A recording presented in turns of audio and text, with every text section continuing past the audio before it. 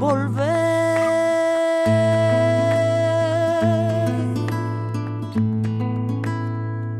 Con la frente marchita, la nieve del tiempo platearon mi sien. Sentir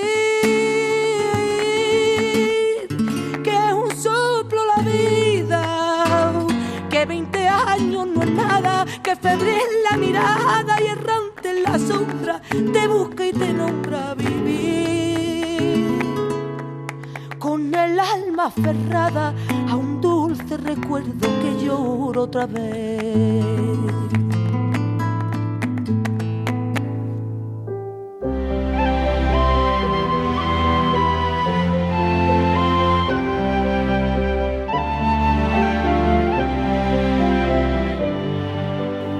De nuevo, buenas noches. Estamos en esta segunda parte del programa Volver. Como ven ustedes, pues estábamos ya hablando de los franciscanos y estábamos hablando también, o vamos a hablar precisamente de cómo la Navidad se nos presenta, bueno, pues este año, y sobre todo las tradiciones, aquellas tradiciones antiguas que Ellín ha tenido respecto a la Navidad, que son muchas, se han ido cambiando a lo largo de los años, pero desde antiguo recordamos muchísimas cosas, sobre todo del tiempo que nosotros tenemos, más aparte lo que nuestros invitados también recuerdan, que son bastantes años los que podemos estirar. Así que si no en este programa, en próximos programas, pues vamos ya a ver cómo los ellineros han vivido la Navidad, que ha sido muy curiosa, y sobre todo pues cómo han preparado esa gastronomía, cómo han preparado los belenes, cómo han preparado las casas, porque hay un algo especial que siempre llegaba por Navidad. Pero estamos hablando del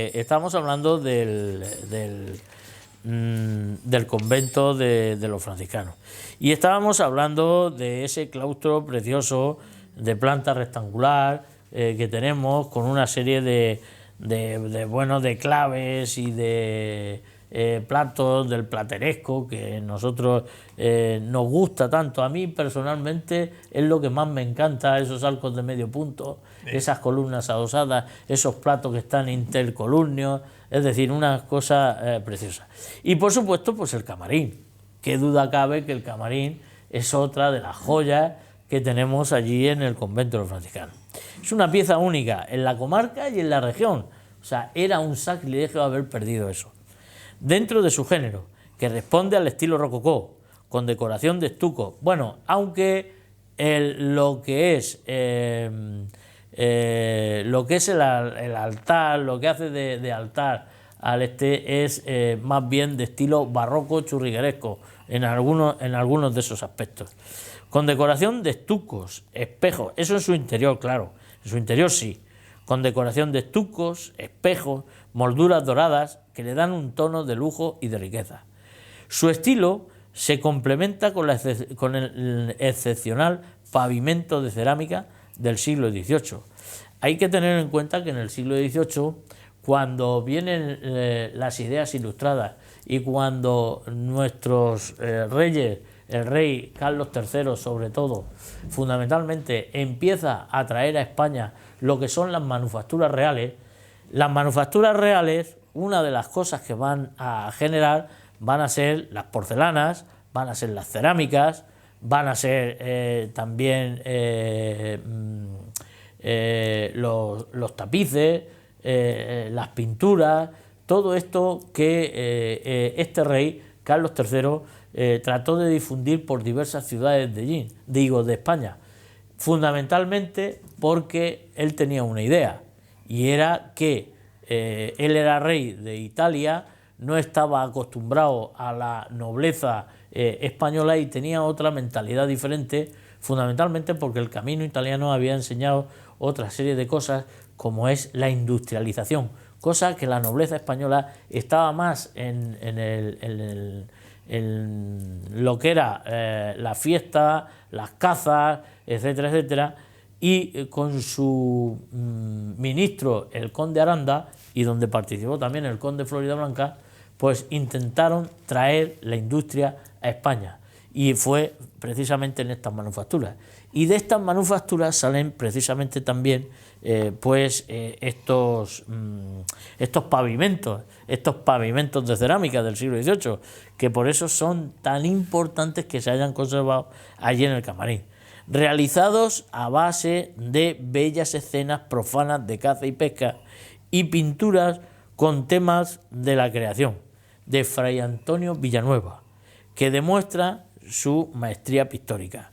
Estas tienen además un interés añadido porque conservan los agujeros producidos por los tiros de los milicianos durante la Guerra Civil y que se conservan no por ser restauradas, constituyendo parte del rico patrimonio.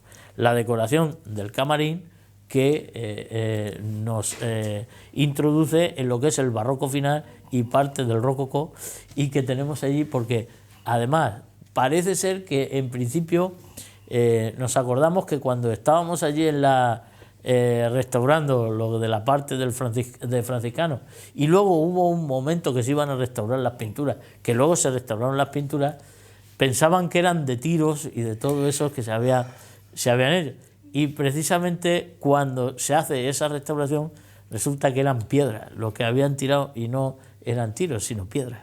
O sea, que lo que había detrás de todo eso. Bueno, pues son cosas muy bueno, pues dignas de ver.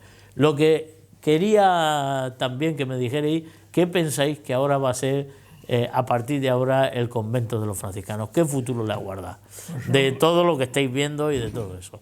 Con todo lo que ha pasado, claro. Evidentemente las vocaciones, como dijo claro, el superior de los franciscanos, dice que se tuvieron que ir porque evidentemente no había vocaciones. Las vocaciones siguen, creo que faltando, ¿no? No como antiguamente, pero la vocación sigue. Además, la prueba la tuviste. Bueno, vocaciones, quiero decir que frailes hay pocos. Bueno, ya. Es lo que se refería a él. Ah. Que por eso se tuvieron que ir de allí. Porque no había frente. Exactamente. Y con lo que lo conocimos nosotros en los años 70. Acuérdate. Claro, es que entonces estaba. Es lo que yo te estaba diciendo. El seminario. Claro. Estaba aquí el seminario, claro. Y entonces estaban aquí los seráficos. Los coristas. Exactamente. Y entonces era otra cosa muy diferente. Pasa en las cosas de los seminaristas. Tú sabes que hay mucha gente que está estudiando y después no ha llegado ni a cura o bien a fraile. Han sacado su carrera y han tomado libremente. Sí, bueno, eso ya cada uno ha ido. Ha estudiado o ha sacado su carrera y se ha establecido como haya podido. Sí. Bueno, a pesar de eso, yo creo que por muy poco que haya, por lo menos una misa, creo que se pueda decir, que es lo importante. Esperemos que haya feligreses. Que se pueda decir la misa y además yo creo que lo que tienen que hacer también es el mantenimiento, que es muy importante. El mantenimiento espero que sea bueno, porque si allí entran varias cofradías, pues creo yo que ya se preocuparán de que eso se mantenga en orden y en condiciones.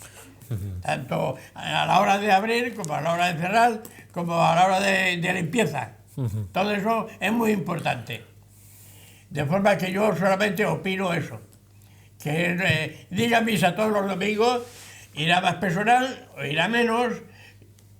La vocación, volvemos a decir, que no es la misma que había antes, pues antes se llenaban las iglesias, llegaba a la misa, yo me acuerdo los domingos, misa de 12, el chiquillo me llevaba a mi padre a misa y la iglesia se ponía, era una fiesta. El gran reto ahora es darle a aquello función. Bueno, el gran reto. Lo primero y lo principal. Yo presenté un proyecto que se lo presenté a la corporación de entonces, que estaba presidida por Manolo Mínguez, y se le presentó ahí.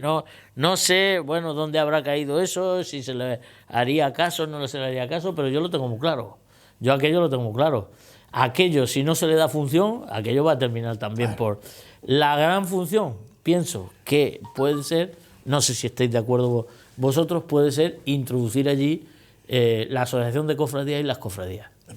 Eso es muy importante. Y más cosas. Le daría muy más importante. vida. Para darle vida a aquello.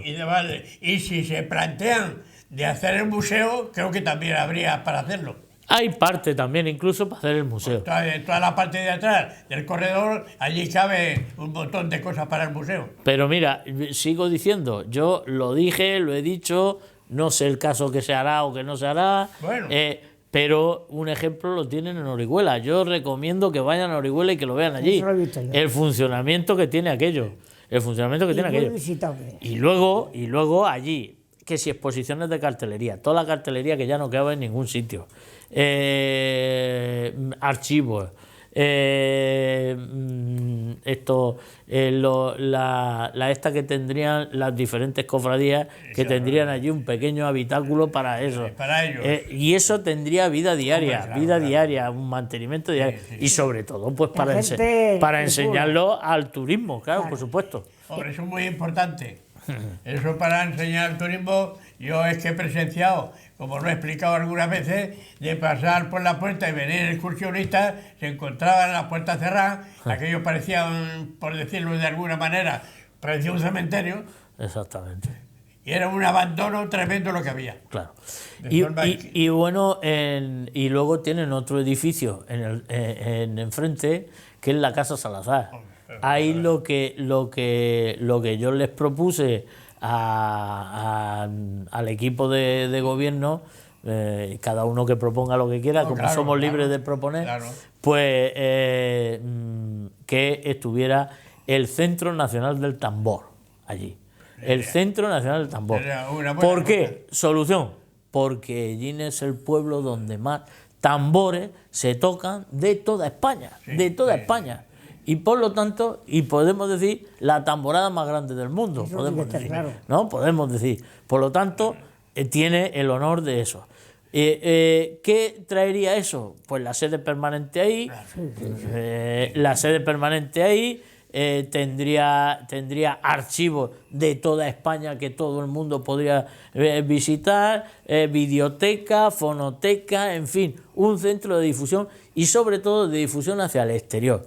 Y luego compartirlo con la marca España, que es un poco lo que ha hecho María Jesús cuando ha ido o ha querido ir a Madrid, lo de la marca España, y también hay otra, lo tengo por allí, donde también se puede acudir para mantener aquello, no es simplemente ponerlo y mantenerlo desde el ayuntamiento. Es decir, que había miles de formas que podrían ayudar a mantener aquello.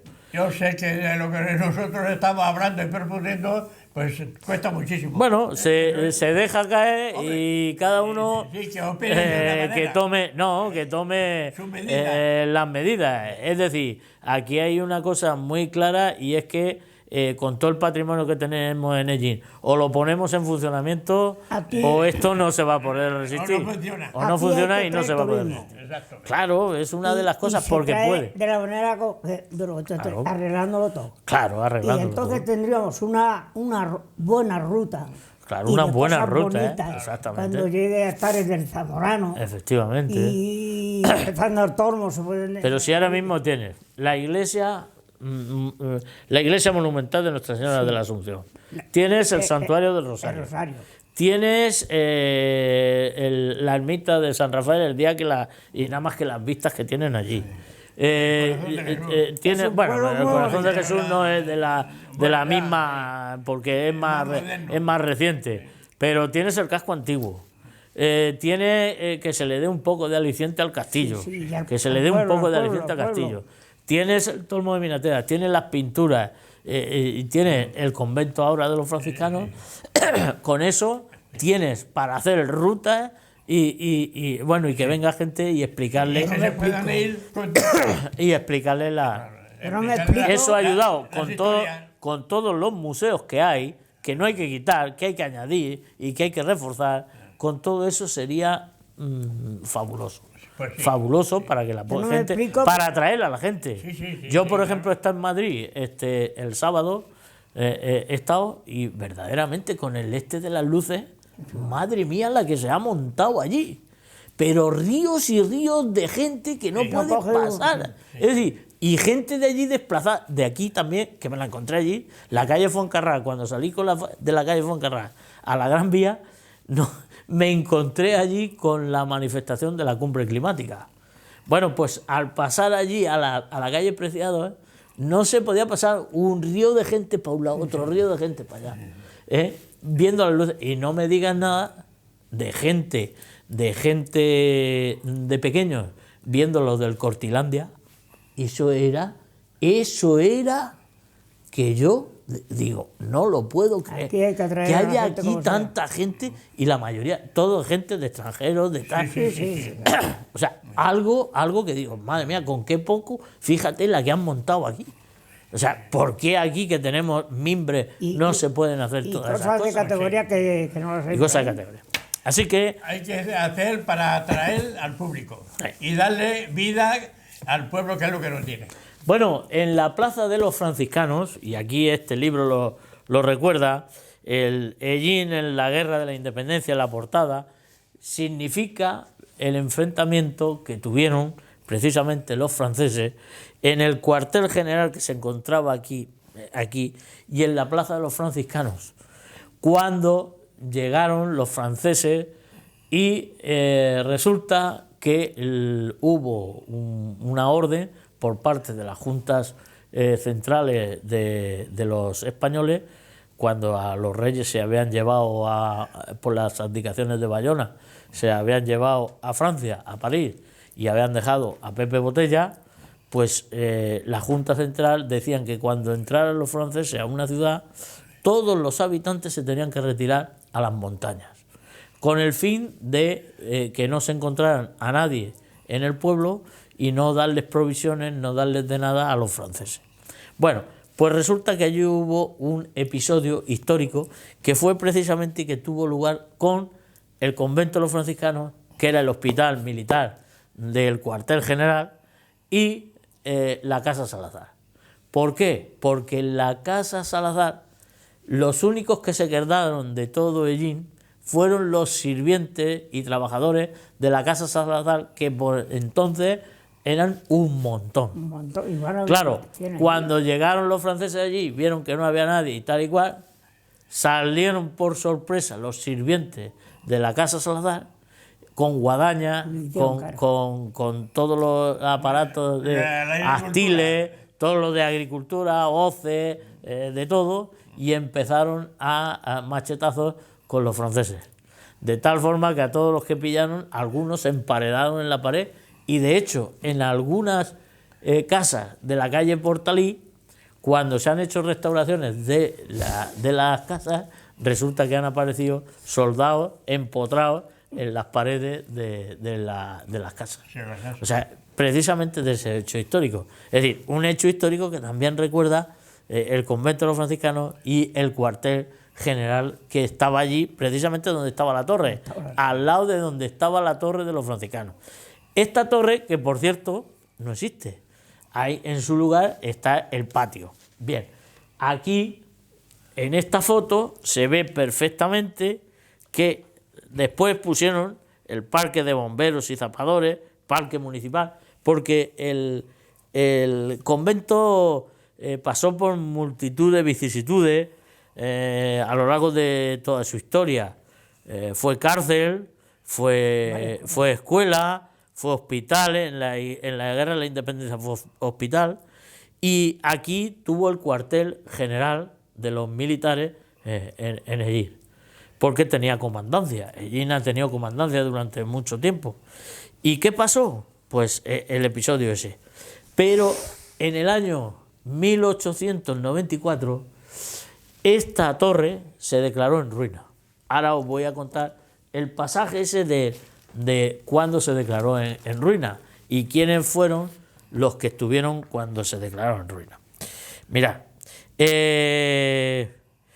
dice, bueno, en ese momento el ayuntamiento estaba compuesto por los señores Santienza, Silvestre Paredes, esto referente a cuando empiezan a venir otra vez los franciscanos después de la desamortización de Mendizábal, en el año 23. Pero ahora voy a deciros, después os digo lo de la torre, es que esto también quería decirlo. ¿Quién estaba aquí y cómo se aprobó? ¿Con qué señores aprobaron la vuelta de los franciscanos en el año 23 al convento? Pues mirad, los votos de los señores Garaulé, Fernández Rubio, Silvestre Paredes, Fernández Guirado, Jiménez Hernández, Navarro, Rodríguez, Atienza, Catalán, Vaquero, Villalba, García, Marcos, Jiménez Escribá y la presidencia. En contra votaron los señores Pastor, Silvestre García, Marín Valcárcel y Millán. Ahí no terminó todo, pues en el año 1926 vino el padre Teófilo Bailón Ibáñez para entablar negociaciones de la devolución. En el capítulo de Lorca de septiembre de 1928 recibió el nombramiento de guardián y realizó y emprendió la restauración de este convento y la iglesia.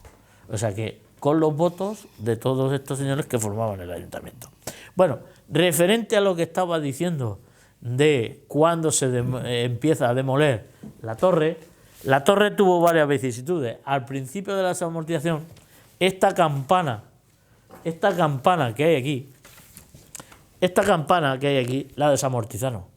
La desmontaron y se la llevaron al puerto de Cartagena.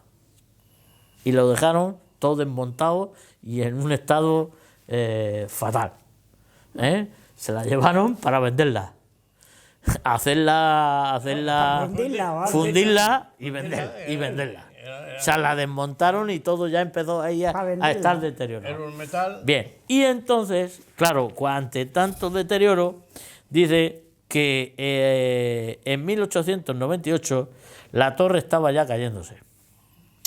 Por eso el ayuntamiento inició un expediente de demolición, siendo primer teniente de alcalde Antonio Falcón Velasco y secretario Eloy Gil Muñoz.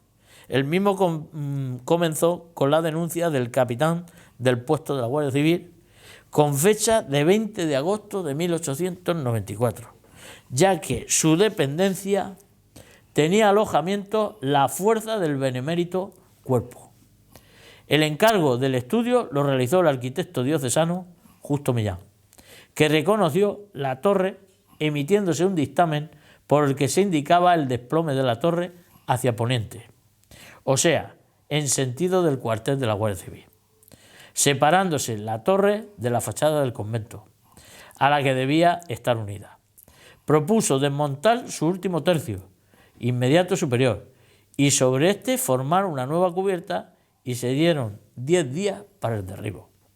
Además, siendo alcalde Mariano Tomás, se propuso una comisión para la demolición del edificio que no fructificó por ser un edificio emblemático de la ciudad. O sea que no solamente estuvo en peligro en este momento, sino que estuvo en varios momentos, ha estado en peligro. No solamente...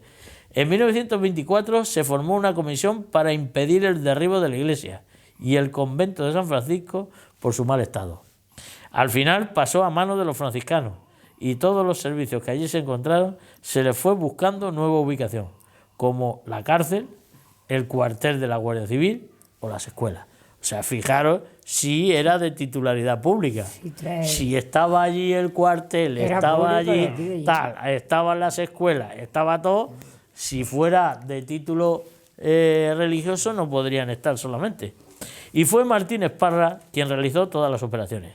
También en la década de los 20 se pretendió eliminar el estrecho de conventos por el aumento del y la concurrencia de los niños a las escuelas públicas. Pero una vez más los sellineros impidieron que todo eso se produjera porque el convento se tenía que respetar. O sea que los mismos sellineros, o sea, ha estado varias veces y ha salido como el ave fénix. Es decir, que ha tenido varias versiones y ha salido para siempre. Para siempre. Mira lo que hay ahora. Exactamente. Bueno, yo ya toda esa historia me parece muy bien que la hayas leído y porque la tienes ahí. Pero yo lo único que estoy satisfecho es de ver el convento como está. Sí, no, estamos todos satisfechos. No te puedo decir ni más ni porque menos. Son siglos de historia, siglos de historia. Y eso, épocas buenas que ha pasado. Pasar por la puerta y ver las puertas abiertas donde la gente pueda entrar y oír misa, pues con eso basta. La escuela de gramáticas que antes decía, y los Vítores y todo eso, y la escuela teológica, equivalía a una facultad universitaria de hoy en día. Sí. O más incluso, porque entonces estudiaba poca gente. Pero sin embargo había escuelas de estudios teológicos y de gramática, como habéis visto. Claro, claro. Con lo cual, fijaros si el nivel cultural en ese momento pues estaba de lo mejor de lo mejor. Estamos hablando del siglo XVII. En el siglo XVII ya. Estuvo peor ya en el XIX y principios del XX, que estaba casi en ruina todo. Pues yo estoy muy contento y les doy las gracias a todos los que han colaborado. Es lo único que puedo hacer. Empezando por el municipio y terminando por el obispado. Y gracias a todos, no puedo decir fulano ni mengano, nada más que englobarlos todos y entre todos se han apoyado unos a otros, se han obligado y ahí están los franciscanos como tienen que estar. Es una joya para España, para allí. Y yo hay una cosa que cada vez que entro al convento, sea por el carácter franciscano y eso, cada vez rezuma la esencia de la época de Salcillo en Murcia. Yo cada vez que entro allí me rezuma ese ambiente. Ojalá que no se pierda. Ojalá que no se pierda. Ojalá que no se pierda aquel ambiente. Depende, porque si empezamos a cambiar cosas sin ton ni son, se puede perder. Pero tú entras allí y es que rezuma ese ambiente salcillesco del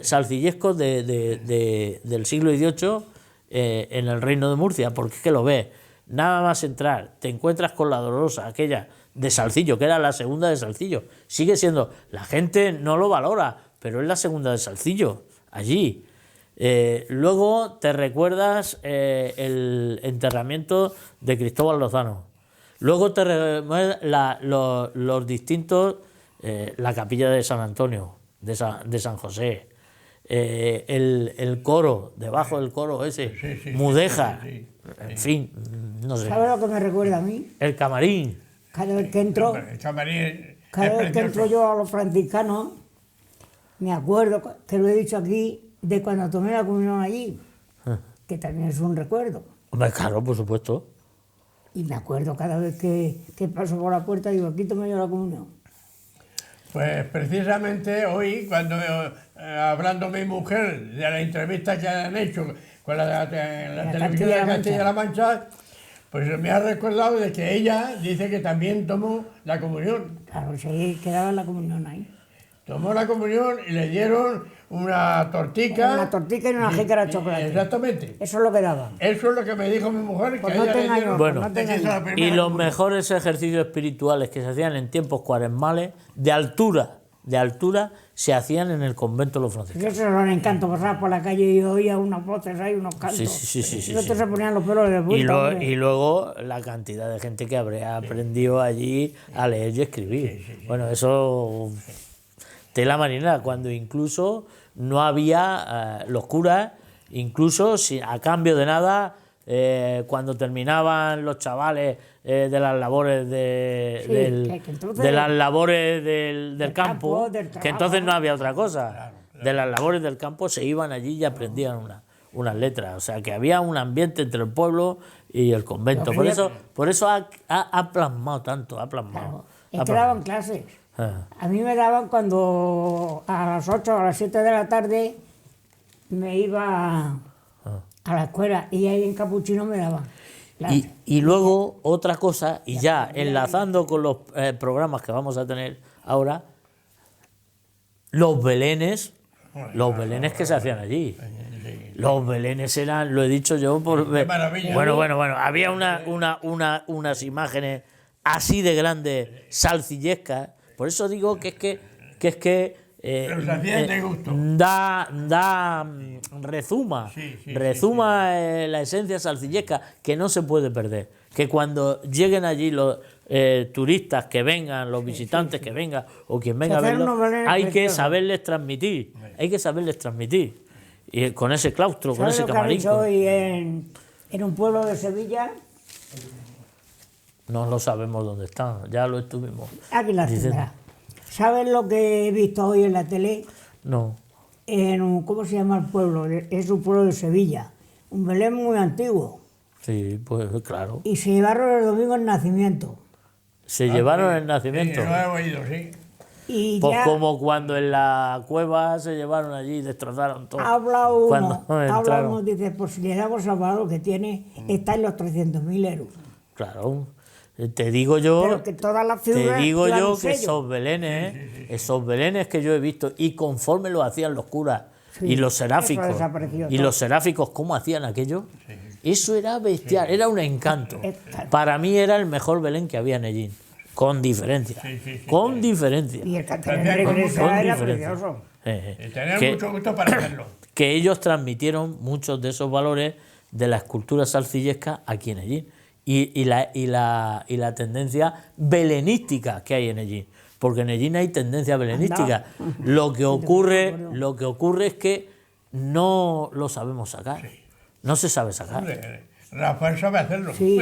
Ya, bueno, Pero ahora pero llega un momento que no puedo. ¿y los jóvenes? ¿Y los jóvenes? No, ¿Por qué no se no transmite toda esa tradición Sí, belenística Pero eso que lo había? aprendió. Claro, ahí está el Antes tema. se hacía con más ilusión todo eso. Claro, Ahora porque ya no exactamente. pueden, no pueden Exactamente. ayudarme. Si no, lo haría. Bueno, pues yo por mi parte, nada, felicitarnos todos, Exacto. felicitar al pueblo de Ellín, ¿no? Y más bueno. Por haberse conseguido ese logro Ese logro que tanto deseábamos. y que a partir de ahora pues disfrutemos de ello como Poco. se pueda, ¿no? Pues sí, sí. Y ya pues decirle a nuestros telespectadores Pues nada. Y como siempre, muchas gracias por estar Muchas gracias y viéndonos. buenas noches. Y si fallamos en algo, pues que nos perdonen. Otra cosa no podemos decir. lo hacemos lo mejor que podemos. Lo que podemos. Y si no, los invitamos aquí para que vengan. Ahí Así está, ahí que está. vamos a ir trayendo algunos de estos para que vengan ahí está. y nos apoyen en esto. Y nada, decirles que ya los programas que nos queden de aquí hasta que Televisión Ellín quiera, pues los trataremos sobre la Navidad en nuestro pueblo. A un Hasta siempre. dulce recuerdo que lloro otra vez.